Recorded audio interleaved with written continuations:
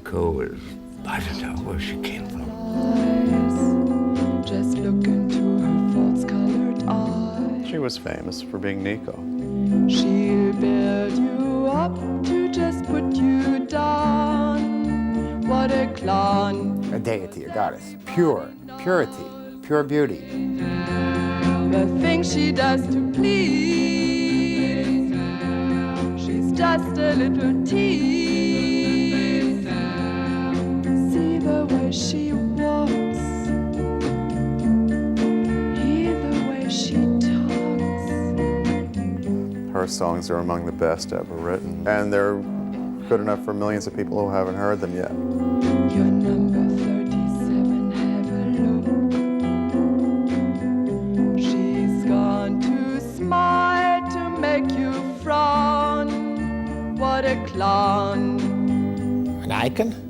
Well, you could say a freak, too. From being so beautiful, she became a kind of freak act. Will there be another time? Will there be another time? Another year? Another wish to say? Will there be another time? Will there be another time? Another year? Another wish to say? I thought she was quite charming the day I met her. She was walking down the steps of Rafters. I was walking out and she was travelling around just on her own with a guy called Robert, and they had no money much and no food, and she was just there. She seemed quite a free spirit, looked a bit desperate, so immediately attracted me. I liked her immediately, from the first second. And I didn't even know who she was. The truth is, when the agent, Mike Inks it was, introduced us, he said, I've got a special one for you can put on. It's Nico. I wasn't really thinking it, it was Nico. I said, who's he? Seriously, who is he? She was like some sort of dark, nannyish figure of warmth and security, but very erotic and connected to, obviously, death. The death must have been, if it surprised her, it must have come upon her like an old friend. Because she was always toying with it, you know. She nearly lost her life several times. I was only 2 minutes from dying, you know, she was still like that, you know. She was not interested in the multivarious forms of attractions of life. She was interested in that which led to decay and to death. Behind everything is the desire for one's own extinction. Very close to Nico was the desire for her own extinction. Life was a bore to her to some extent, and rather wearisome. And for that I liked her very much, because that is a trait of many a noble character. The sick of things. A given voice, a given choice, a losing scented point. A given voice, a given choice, a losing scented point. I give them all they need, everything they know in truth, but they must cross the line.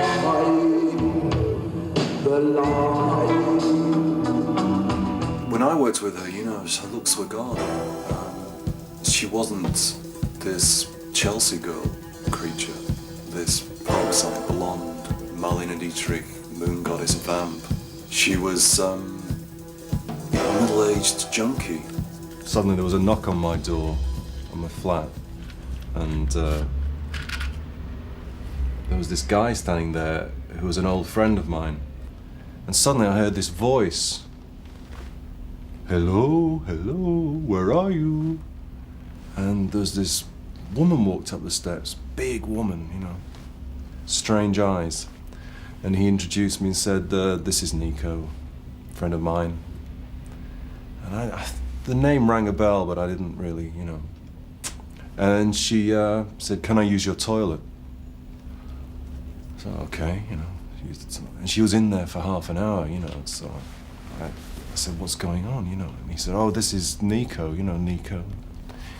Nico, I know the name, you know. I said, you know, from the Velvet Underground, you know.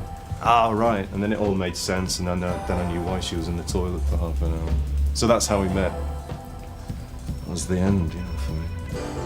Academic life and into something else, into a time tunnel from which I never emerged.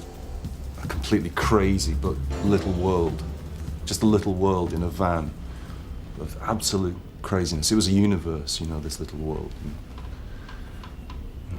We were all sort of planets revolving around her moon. You know.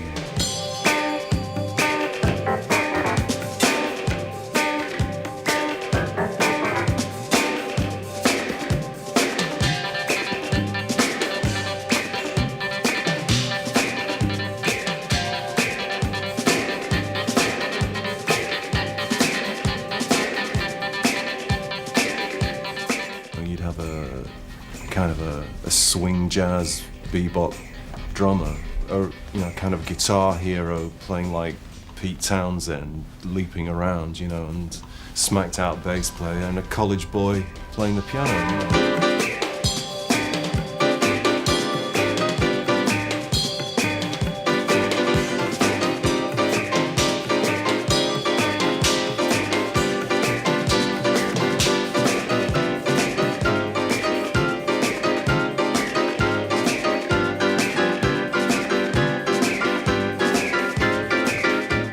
She was almost proud of the fact that her teeth were rotten and her hair was grey and, you know, her skin was bad and she had needle tracks all over. I mean, she liked that. That was her aesthetic. We try you with fanatics to make you sigh. What a game, oh, be afraid, consumed into a single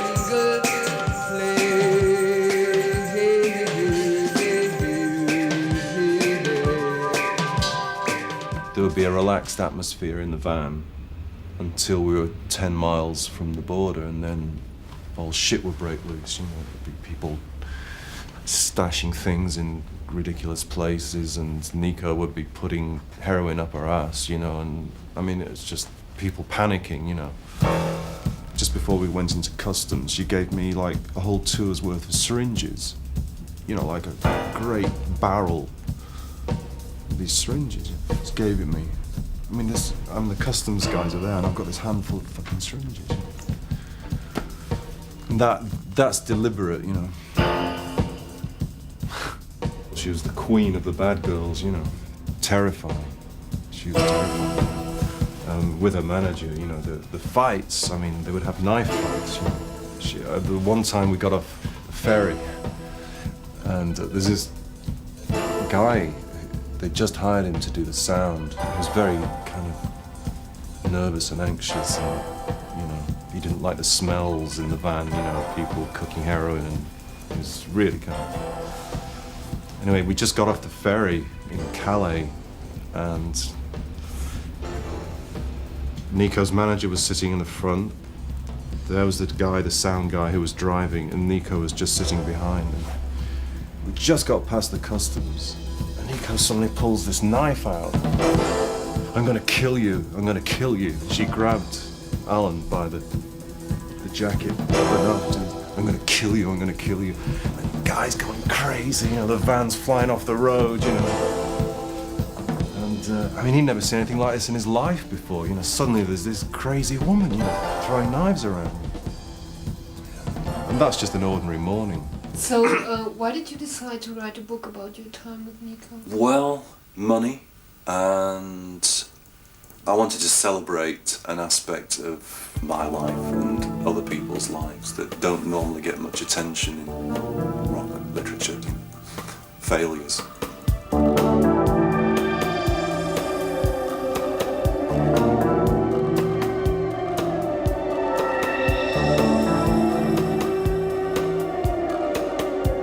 Das war 1940. Christa war 1,5 Jahre alt. Es war ja bereits Krieg. Und der Vater, der war eingezogen, als sie von Köln mit ihrer Mutter nach Berlin kam. Mein Vater, der schrieb dann, wir sehen doch den blutroten Himmel immer über Berlin, Feuer, Feuer überall. Lasst die Kinder nicht in Berlin, lasst sie nach Lübbenau kommen, evakuiert sie. Und dann ist meine Schwester mit ihrer Tochter nach Lübbenau zu den Eltern. Und mein Sohn, sehr bald, ein halbes Jahr danach, ist er auch nach Lübbenau gegangen.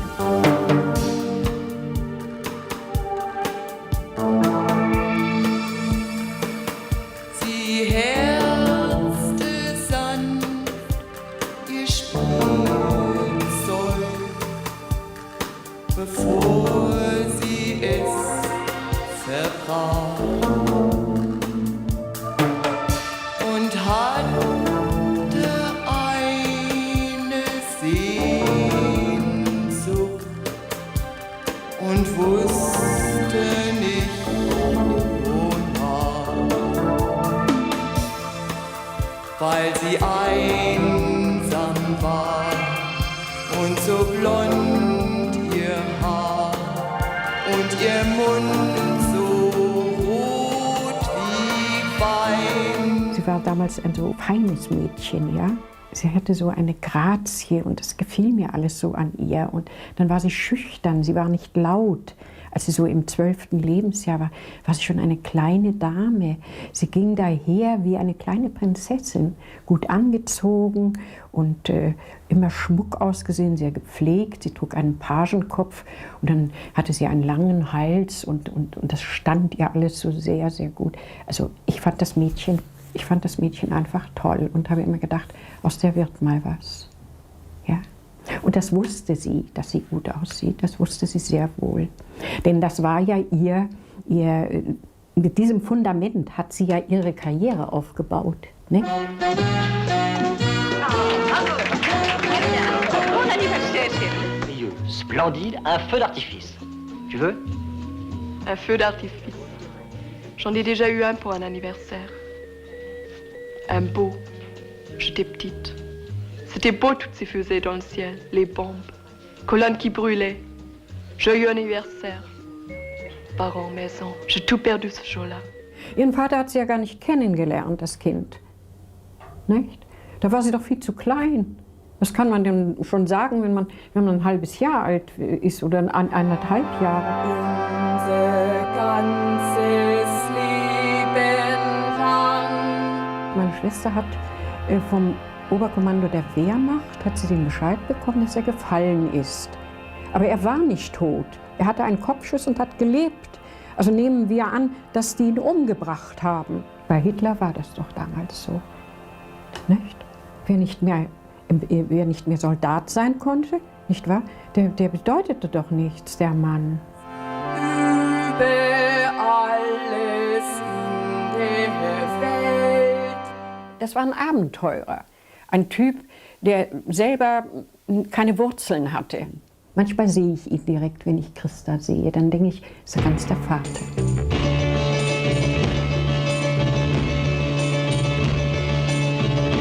And what costume shall the poor girl wear to all tomorrow's parties? A hand-me-down dress from who knows where. Sie ging gerade im Kurfürstendamm, sie ging spazieren, schaute sich Schaufenster an. Nicht? Eine Freundin hatte sie auch nicht, sie machte das alles im Alleingang. Und da hat sich auch der Tobias entdeckt. Tobias war der Fotograf von Östergaard. Das war der Anbeginn.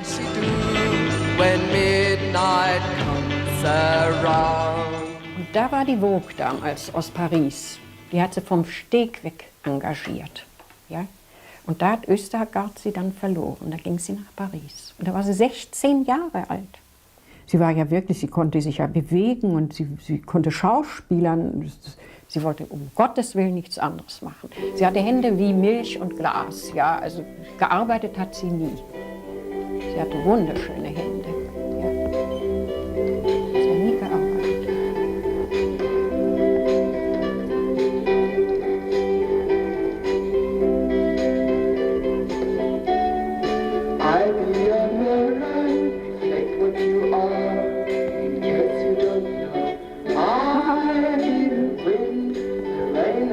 sunset, the light on your door, to show that you're home.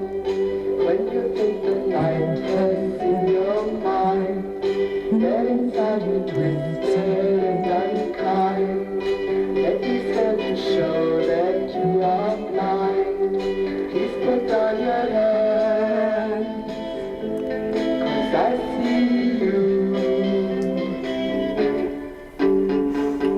Ich höre gerne die Platte.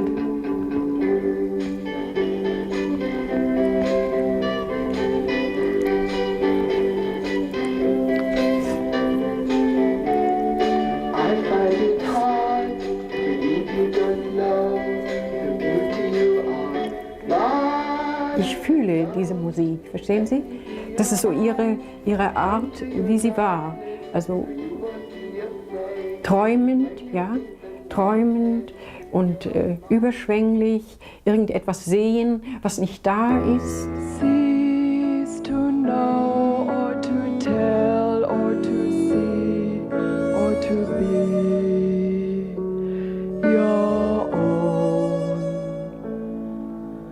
Have someone else's will as your own. Have someone else's will as your own. You are beautiful and you are alone. You are beautiful and you are alone. La personne qui était à ma gauche se tourne vers moi et me dit « Your name is Nico ?» Je dis « Yes, my name is Nico. »« Ah, you live in Paris before ?» Je dis « Oui, j'habitais... » Elle me dit « Est-ce que vous avez connu un photographe qui s'appelle Tobias ?» Je dis « Non, je ne sais pas. » Elle me dit « Je m'appelle Nico à cause de vous. » Parce que quand j'ai commencé à faire des photos avec ce monsieur Tobias, je m'appelais Christa Päffgen. Et alors, Tobias m'a dit, c'est pas un joli nom, ça, pour un mannequin, il faut que tu changes de nom. Alors, je vais te donner le nom de quelqu'un de qui j'étais amoureux à Paris, que je n'ai jamais connu, qui s'appelle Nico. Et ça, c'est un joli nom pour toi. Et c'est comme ça qu'il s'est appelé Nico. Nico! Wie geht's dir, mein Süßes? Mais elle n'aimait pas ce nom, Christa. Elle n'aimait pas. Je trouvais ça un joli nom, Christa, je dis. C'est un très joli nom. Non, non, non. Très, très... Ah! C'est so allemand. So allemand.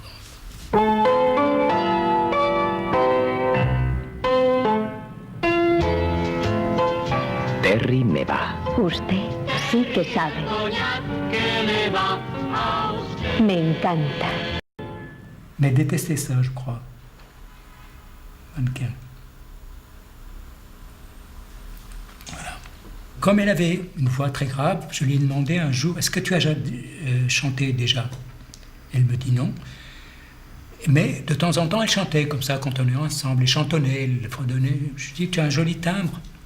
Alors je l'ai amenée chez un professeur à New York, on habitait New York à ce moment-là, et qui a commencé à la faire travailler, la voix, etc. Et ça marchait très très bien. Übrigens, Paparazzo wollte von dir eine Serie für die Vogue machen. Danke, ich arbeite doch nicht mehr als Fotomodell, schon seit einem Jahr nicht. Das ist vorbei. There's so many copies of Nico nowadays. In those days, 1960s, there were not a lot of Nicos. She was very tall, she was lovely. And she couldn't speak English, she couldn't speak German, she couldn't speak French, she spoke no language, not articulately. She spoke nothing at all. She just had to look, and people looked at her. She was imposing. I've always been fond of Nico. Nico was, and she picked me up. I didn't even pick her up. She picked me up. We were eating in the brasserie where there's some sort of a drugstore, Saint-Germain-des-Prés, in front of a de Magot. She was next door. I was in another table. I was rather elegant and I was younger. Anyway, and we spoke, and this is how our friendship happened. We never spoke. We used to speak, but we didn't speak. Everything was instinctive. She didn't hate people. She was incapable of hating people, but she didn't like people. She was just alone. And she was scared to death of herself, of everybody. Et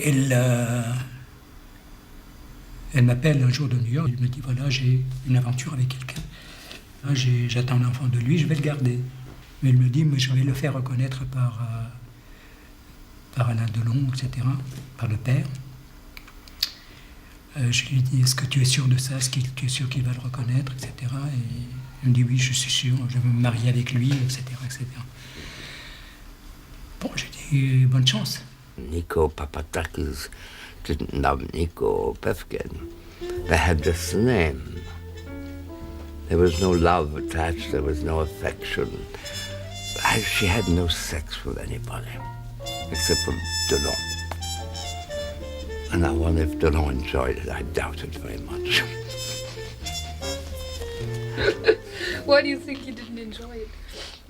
Because he was too vulgar for her.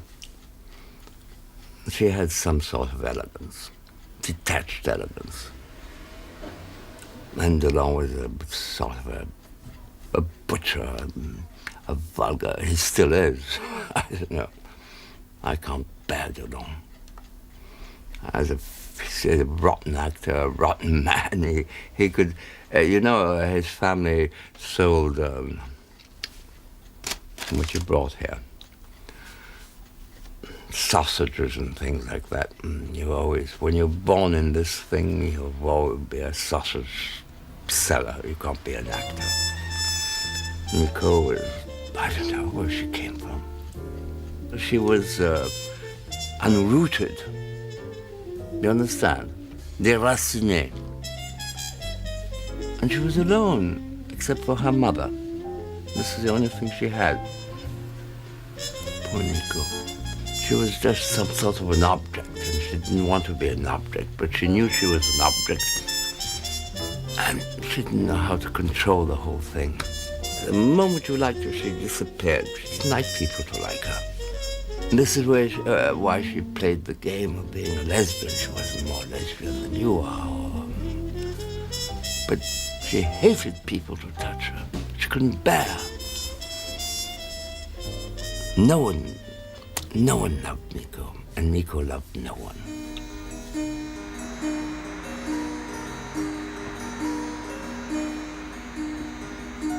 Je suis le petit chevalier, avec la terre dessous mes pieds.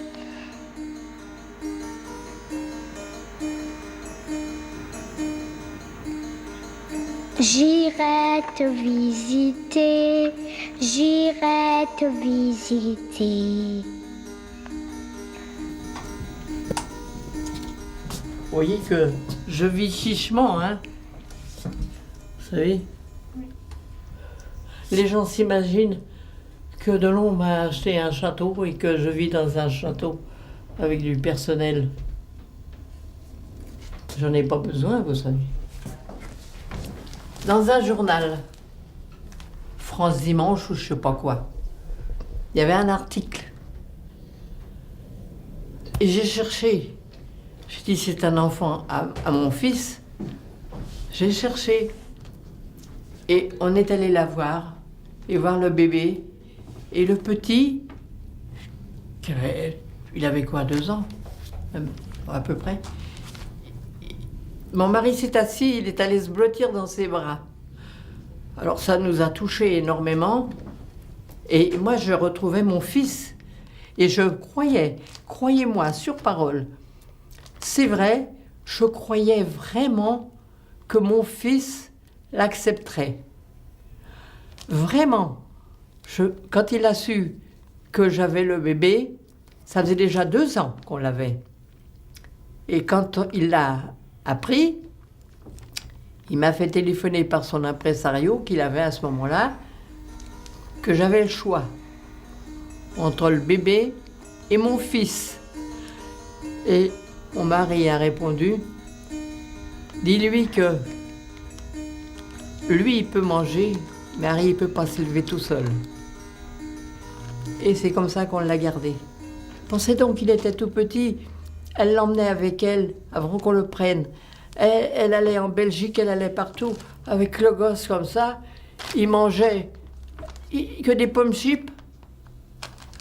Dans les gares, dans les hôtels, dans les aéroports, je ne sais pas où. Il vivait vraiment... C'était la bohème. Un jour, elle est venue au bout de 3 ans. Elle lui a rapporté des États-Unis, devinez quoi? Une orange. Avec mon mari, on s'est regardé, on l'a pris comme ça. On pouvait rien dire. Qu'est-ce que vous voulez dire? On a pris l'orange. On a dit, il est vraiment pas comme tout le monde. Ça faisait 3 ans qu'elle n'avait pas vu son fils. J'envoyais des colis. Il me revenait. Parti sans laisser d'adresse. Elle vivait chez l'un, chez l'autre. Sa mère m'a écrit, avant de mourir, elle m'a écrit une grande lettre où elle me confiait Harry. Elle me demandait de tout son cœur de garder le petit. Parce qu'elle savait que sa fille était une grande fille, mais pas pour élever un enfant. Elle était comme elle était, mais je l'ai beaucoup aimée. Moi, j'ai toujours dit que j'avais jamais vu une femme aussi belle et intelligente. Elle avait tout pour elle. Vous voyez? Comme c'est triste. C'est plus triste que quelqu'un qui est bête. Mais c'est la vie. Il faut vivre avec son chagrin, ma chérie. Mais c'est pas facile. Il arrive des moments... Je vous le souhaite pas. Mais il y a des moments de désespoir que tout le monde ne connaît pas. Moi, je suppose que c'est ce que j'ai eu. Des moments de désespoir. Parce que mon mari est décédé. Ça faisait 17 ans que j'avais pas vu mon fils. Parce qu'il y avait Harry. You'd search me at any cost. Well, I'd been living in New York since 1959, modeling for Fords, until I took up acting lessons with Lee Strasberg, and Marilyn Monroe was in my class. Very exciting. And he said I should join him in New York, and it was Bob Dylan that introduced me. And he also told Andy that he should make movies with me. I guess he wanted to look at me through a magnifying glass. Everybody will help you discover what you set out to find. Well, Nico, I first heard of Nico. It was one day, an afternoon at the factory. Andy was at his work table doing silk screening, and I was either helping him or doing something else. And Gerard came up the elevator, Gerard Malanga, into the factory and said, "Hey everybody, I want you to hear this record I have. It's by this new friend I have in Europe. Her name is Nico." And he put this little 45 record on our stereo system and played it. I'm not saying that I love you. I'm not saying that I care if you love me. I'm not saying that I care. I'm not saying I'll be there when you want me. I can't give my heart to you or tell you that I'd sing your name. And everyone was fascinated with her. She was like a marble sculpture. She was a goddess. Always be around when you need me. Come from out of Valhalla or something. Not be alone each time you see. A deity, a goddess. Purity, pure beauty. But still I won't deny your mystery. Baby, if you let me have my way. And all of the girls in the superstar, the feminine superstars, were still wearing dresses and mini skirts. Nico wore pantsuits, either black or white. She was unlike what girls were like then. The things you want me to, I'm not saying I'll be true, but I try. It was interesting that Nico was a singer, and exactly the same week she came in, I had just discovered this group somebody brought me to see by accident again, called the Velvet Underground. They were a perfect group. They already had this name, Underground, word Underground in their name. They'd only been together about 4 days, and it was the first job they ever had. They had been thrown out of a place in the village on 3rd Street, the Café Bizarre, because people couldn't dance to their music. But there was nobody who could sing with the group. The singing was done by Lou Reed, and he just seemed not a very good singer and not a good personality. There's something too seedy about him. And he was not a natural performer. He was sort of shy type. On stage, I would think. They had no job, so that's when Andy came and saved the situation, and that's when I joined them. We're sponsoring a new band. It's called the Velvet Underground, and we're trying to. Well, since I don't really believe in painting anymore, I thought it would be a nice way of combining, and we have this chance to combine music and art and films all together, and we're sort of working on that, and well, the whole thing is being auditioned tomorrow at 9 o'clock, and if it works out, it might be very glamorous.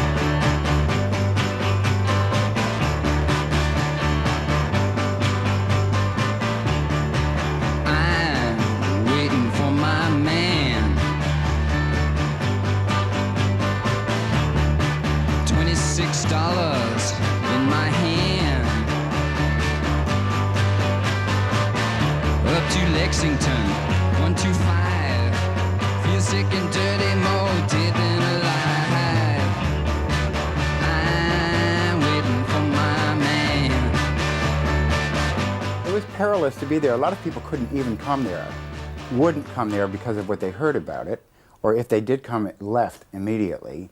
The aura was so intense, high-powered people. Andy was a magician, a wizard.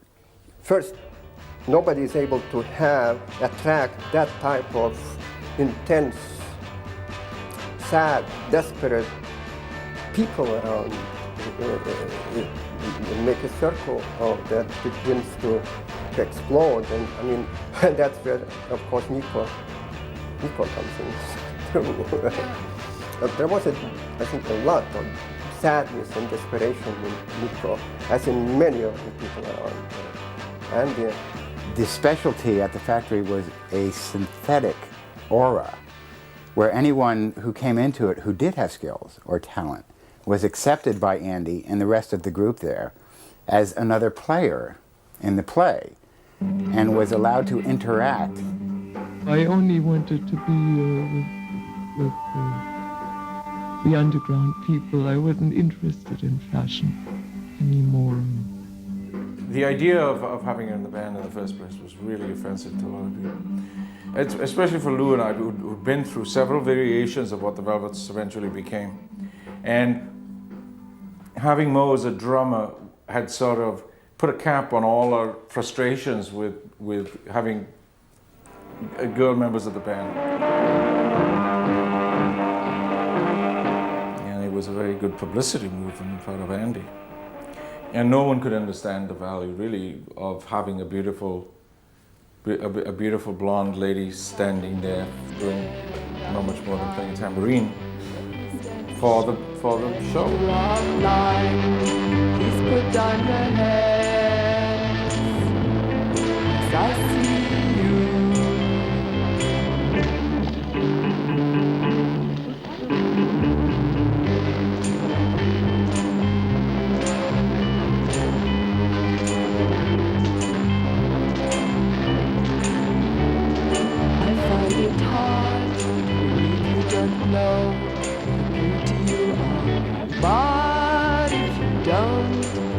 me through your eyes and to your darkness, so you won't be afraid. Most people at the factory were very loquacious and verbose, would easily talk or tell you something. Nico rarely spoke, and only when someone spoke to her. She had no inner life. What inner life she did have was always strictly kept in her. I mean, there was really nothing to talk to Nico about because she had no interest in life. She had no interest in anything, basically. She was so impressive to look at that boys were scared of her, mainly men, boys, but of course she liked cute boys too. So she probably, while they were being afraid of her not liking them, she was probably getting a crush on them. And then, I mean, we'd seen this happen so many times. It was, oh no, I can't even talk to her. And then a few weeks later, they'd be, you know, lovers. Lou was just completely stunned with her and could never quite figure it out, what was going on. And let me stand to show that you are blind. Please put down your hands, 'cause I see you. Well, that's because I said to Lou one day, I'll be your mirror. I fell in love with him. He was so beautiful and very tough. Tough like a statue. it was very much a love-hate relationship. And Lou's affection for Nico quickly faded, I think, for some outrageous personal reasons. She's gone to break your heart in two. It's true. And some for musical reasons. I don't think anybody was impressed with the musical ability. I mean, singing in tune was the first kind of objection that was brought up. She was actually reduced to tears in the studio because we wanted her to sing in a soft voice rather than in a hard, Germanic voice. And so we succeeded finally. But then we didn't play in tune, and we didn't care about not playing in tune. So it was all grist for the mill in a way. I mean, we thought that all this aggravation was really good for art. Shiny, shiny, shiny boots of leather. Whiplash, girl child in the dark. Comes in bells, your servant, don't forsake him.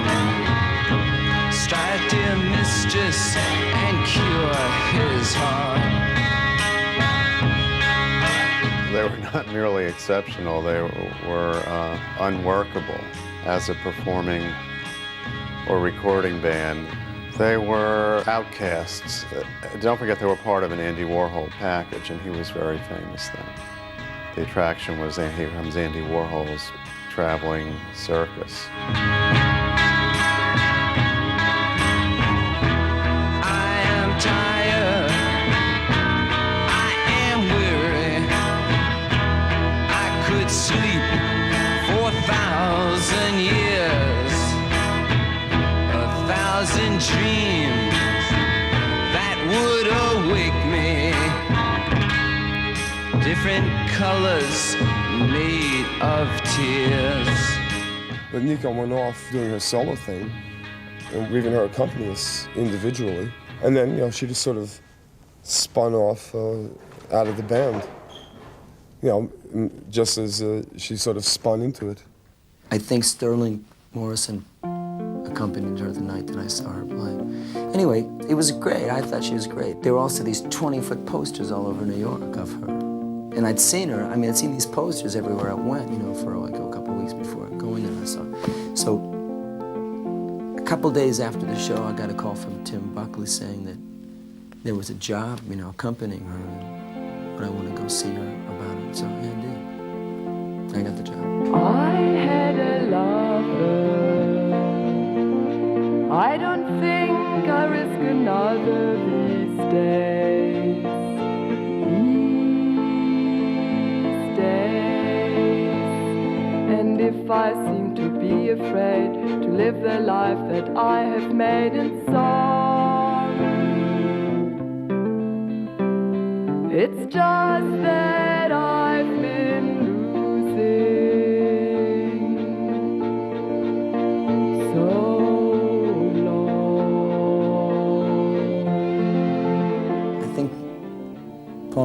wanted Nico to sing inside of a plexiglass box.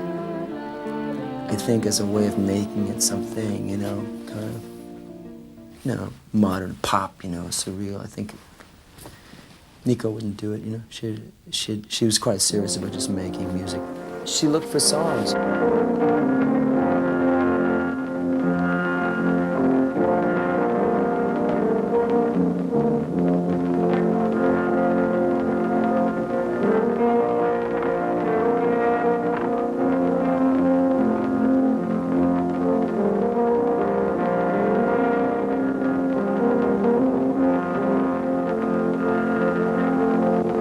Oh, how sadly sound the songs the queen must sing of dying. A prisoner upon her throne, such superficial sighing.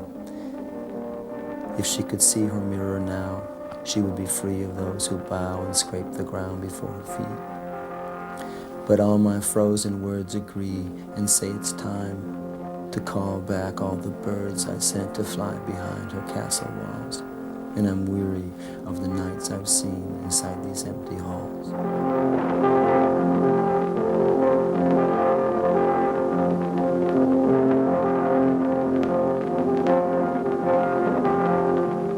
She started at some point having a real resentment of her good looks. She hated the fact that people thought she was beautiful. She thought this was some sort of disgrace to be beautiful. It was just a stupid German perversity, I guess. But in those days, modeling was not artistic. It was, you know, artistic was to be like Janis Joplin, screaming your lungs out before you die of drug addiction. The only one I have anything in common with is Jim Morrison. This is the end, beautiful friend. This is the end, my only friend, the end. Well, he was a very sexy person. You need only ask Nico. Well, unfortunately, you can't ask about that. He was very smitten with him. It hurts to set you free, but you never follow me. The end of laughter, ends of lies. The end of nights we try to die. When Nico and Jim Morrison met, and she was simply drinking some vodka, he was swallowing handfuls of LSD and sleeping pills and ups and downs, and unbelievable. You never heard the story? This was at the castle in Los Angeles, and I had brought him there to meet her because I thought they would be a cute couple.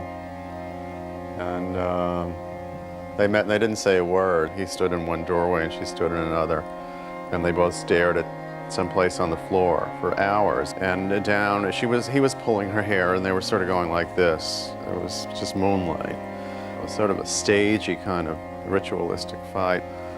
She went back in the house and came running into my room and said, "Oh, Danny, he is trying to kill me." And I said, "Oh, would you just go to sleep? You know, he's not going to kill anyone." And he had taken off all his clothes, and he was walking naked along the parapet, balancing himself, and she was standing down. So that was how they met. That was their first day of romance. This is the end, my only friend, the end. No safety, no surprise, the end.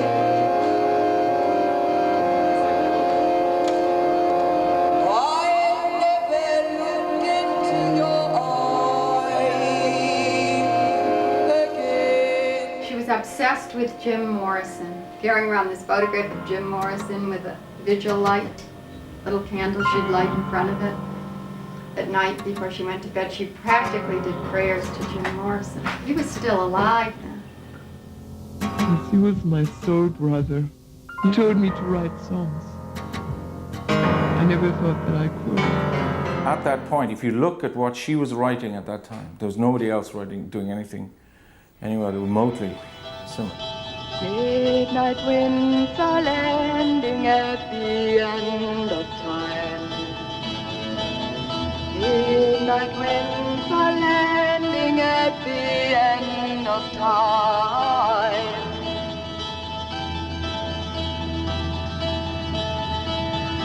A true story wants to be mine. A true story wants to be mine. The story is telling it tonight. The story is telling it tonight. Mandolins are ringing to his fire singing. Mandolins are ringing to his fire singing.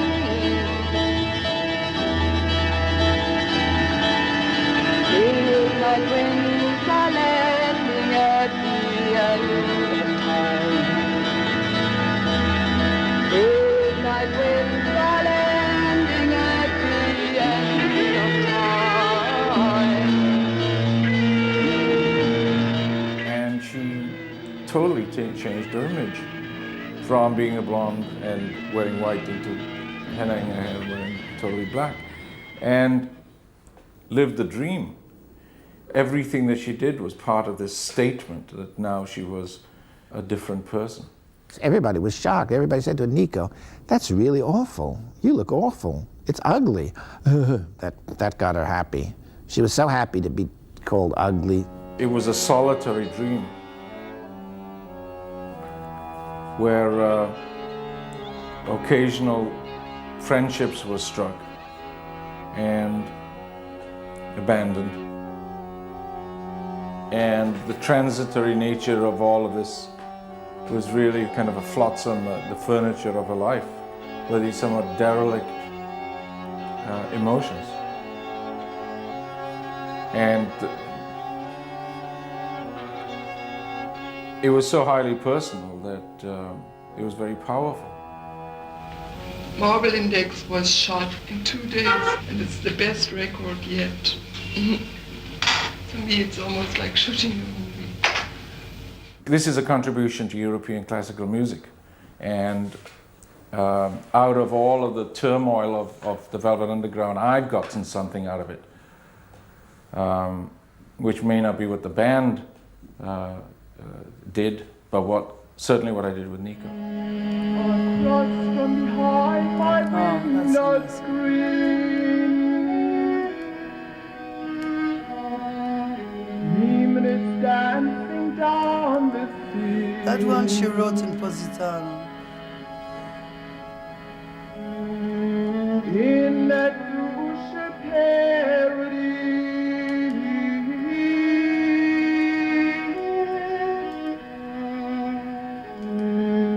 Demon is dancing down the sea. It has a medieval touch, which I adore. He is calling and throwing his arms up in the air. And no one is there. She never met the love we all deserve. It happens. I was working in Rome, and this friend Philippe Garel was directing a film. And there comes Nico and Viva, straight from the factory to Rome, saying, "Hey, I hear that you're making a film, here we are." And Viva fell in love with Michel Auder, who was a young French film director, and Nico fell in love with Garel. She didn't have a role in that film, but that's where their love affair began. Well, if the artistic relation wasn't there, we wouldn't have a relation, a personal relation, because it all derives from the poetic view of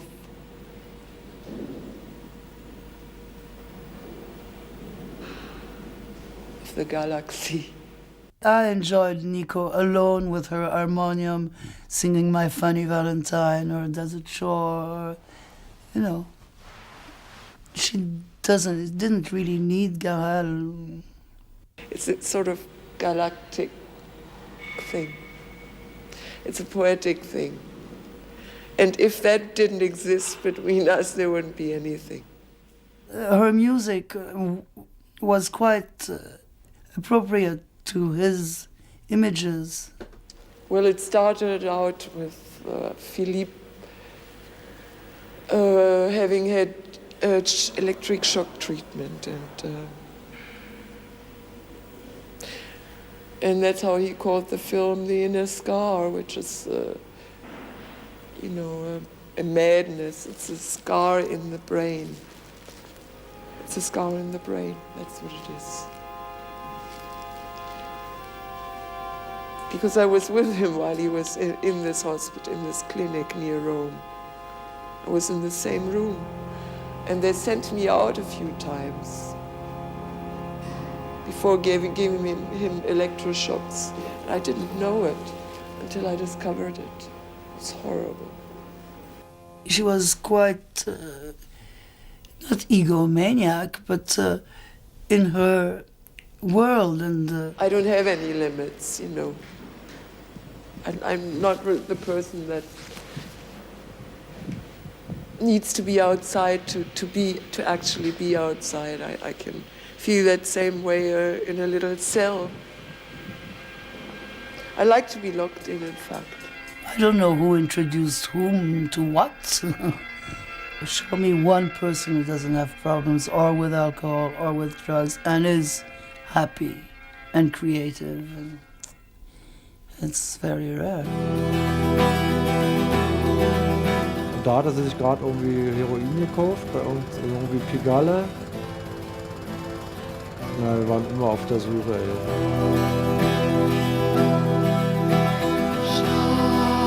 Hol mich ein, trag mich fort, ganz allein in die Welt meine endlosen Träume.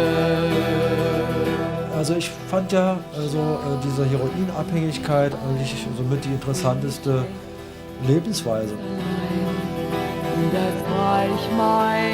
Weil, also, klingt vielleicht ein bisschen pervers, aber du hast auf jeden Fall immer ein Ziel. Ja? Du kommst ja in die abenteuerlichsten Gegenden und mit ganz komischen Menschen zusammen, wie so ein bisschen wie im Film, ja? So ein Gangsterfilm oder so. Und ich war dann ja auch abhängig dummerweise. Aber ich meine, ich war ehrlich gesagt mehr abhängig von Nico als von der Droge. Ja?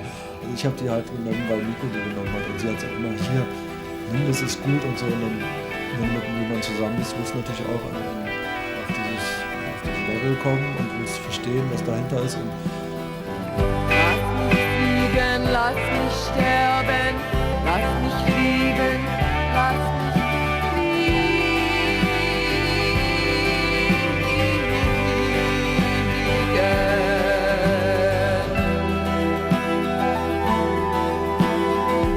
So tolle Lippen, finde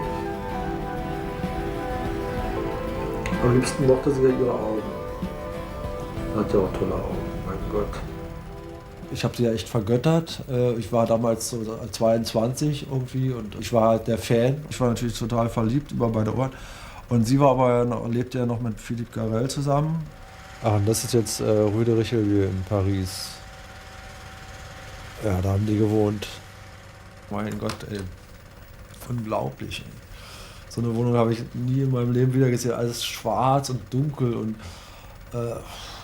denn so abends, da war dann keine Heizung, Winter war arschkalt und er dann da mit Decke und so in seinem Zimmer und keine Heizung, wie gesagt, kein Licht, nichts funktioniert. Da hat er so Kerzen und überall Zigarettenstummeln. So, also seine Kuhl hat er immer geraucht, ja, aber alles voll, wurde auch nie irgendwie weggeräumt oder so. Und also es war immer wirklich traurig, ja. Und dann hat er auch so öfters so einfach stundenlang so da gesessen und nur so nachgedacht. Also er ist halt mehr so ein Intellektueller, ne? Grübler. Dann gehst du mal aus dem Haus 4 Stunden, kommst wieder, dann sitzt der immer noch so da und irgendwie. Das ist schon ein merkwürdiger Mensch, ne? Ich glaube, er hielt mich so für einen ziemlichen Idiot, habe ich so das Gefühl. Wir haben uns einmal auch übrigens geprügelt in Ibiza. War auch echt eine witzige Situation, wo wir dann beide so, er so war ein bisschen kleiner als ich, da stand dann so richtig so da, ja, stinkesauer und war tierisch eifersüchtig. Naja, und das ist aber dann nicht da weiter, ich habe dann gesagt, komm ey, jetzt, was sollen wir uns hier prügeln? Das ist ja affig. Er hat ja dann eigentlich sowieso mehr so ein Bruder-Schwester-Verhältnis zu Nico. Aber ich habe ja dann da auch gewohnt, als Lover sozusagen in seiner Wohnung, war schon ein bisschen komische Situation. Ne? Ich muss gerade auch dran denken, als ich mal in Paris war und dann da hatte sie mich irgendwie aus der Wohnung geschmissen von Philippe mit den Worten, also du deutsches Schwein. Das war auch so. Damals hatte ich natürlich irgendwie ernster genommen, heutzutage ist es mehr komisch. Und wir haben uns auch ab und zu mal geprügelt. Ne? Einmal in New York dann auch, wo es dann zu Ende ging, da ging es ums Ganze so. Und da hat sie mir ein Bügeleisen an den Kopf geschmissen und dann habe ich sie gewürgt. Also es ging da auch wirklich, dann kam die Polizei und hat uns da auseinander. Im Chelsea Hotel, gerade wo Sid Vicious irgendwie 2 Türen weiter seine Frau umgebracht hatte. Also das war dann auch schon manchmal ganz schön grob. Ja. Das ist ja auch so schade, dass dann Heroin so wichtig wurde. Ja. Und ich glaube zwar nicht, dass es Nico so sehr verändert hat, weil sie wie ich sagte, ja immer schon ein bisschen anders war, aber trotzdem, ich habe es bei mir gemerkt, Heroin macht dich schon auch fieser und kälter und du betrügst Leute und du wirst einfach, du wirst ein mieser Charakter. Ja. Das ist sehr schwer da, weil die Umstände, das immer zu kriegen, die machen dich halt das so. Ne? Also, und das ist mit ihr ja auch passiert.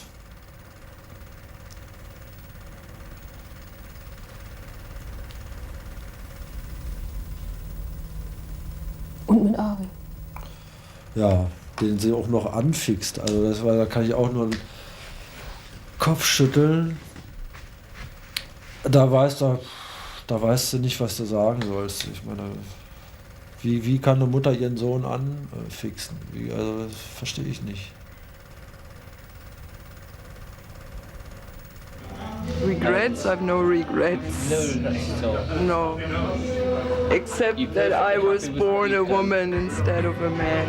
That's my only regret.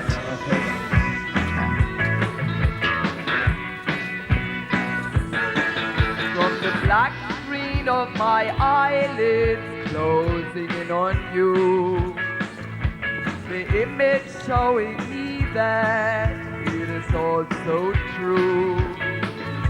A young man with a wide smile, like Bonaparte, is looking like a piece of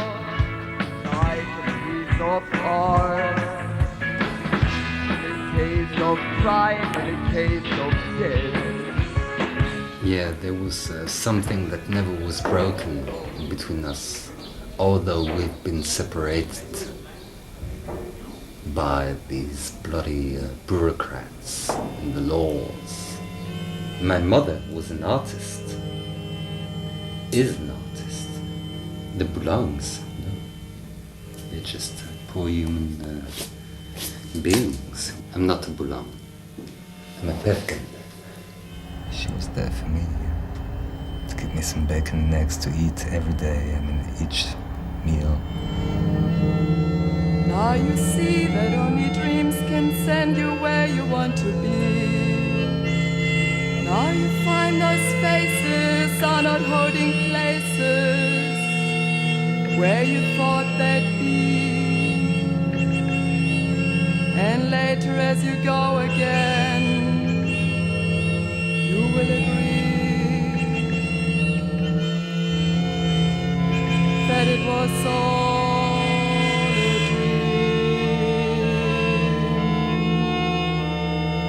Do or die. Marche ou crève. That's the way she was thinking. Do or die, create to exist. It's a soul, the organ. It was as important to her as a person. It was always with her. She would tie a belt around it, and she would carry it herself because she's being a true gypsy all alive. Since the first of you and me asleep, in a Nibelungenland where we cannot be. Titanic curses trapped me in a banishment of state. Her father, he died in 1942 in Paris. He was shot by the Gestapo. She was 4. She had one picture of his that was lost. He looked like Gregory Peck, that he was a personal friend of the Mahatma Gandhi, and he was an archaeologist and a spy. He helped the Jews. You know, that's why he got shot. And Hitler's personal orders and thrown to the common ditch with hundreds of thousands of others. Will you spare the words for me to hear? Nibelungen, Nibelungen, Nibelungenland. I'm the only person who knew Nico. I don't think anyone else knew her as well as knew her. She started to take more drugs because of this adoption thing that made her very sad. Voleuse d'enfants. That's how she called my grandmother. It's like if a soul had been stabbed. And when you take heroin, when you start, and when you don't need much, right? It's great. It was great. I wouldn't say it's great anymore. No, it's a killer.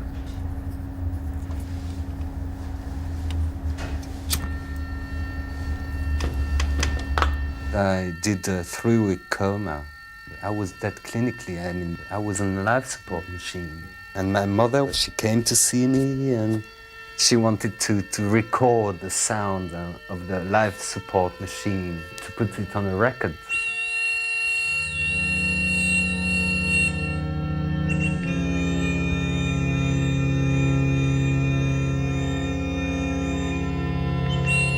And then she decided to stop and to get on the methadone. That was in 1986. She never took heroin again. Sail away, my little boy. Let the wind fill your heart with light and joy. That's the sun that killed her. Definitely. She said bye-bye and I never saw her again. I saw her again at the morgue. Sail away, my little boy.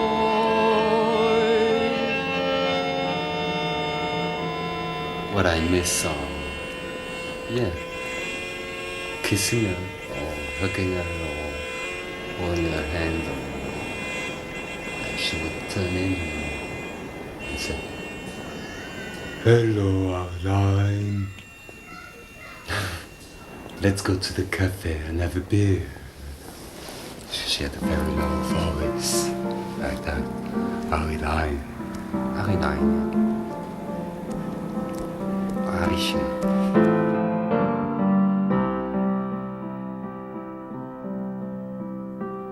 Friar Hermit stumbles over the cloudy borderline. Frozen mornings close to mine, close to the frozen borderline.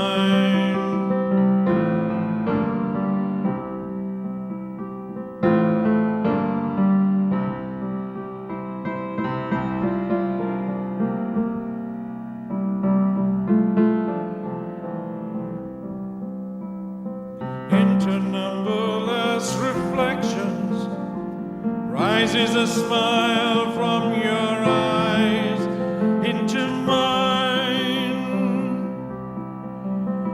Frozen mornings close to mine, close to the frozen borderline. Frozen mornings close to mine, close to the frozen borderline.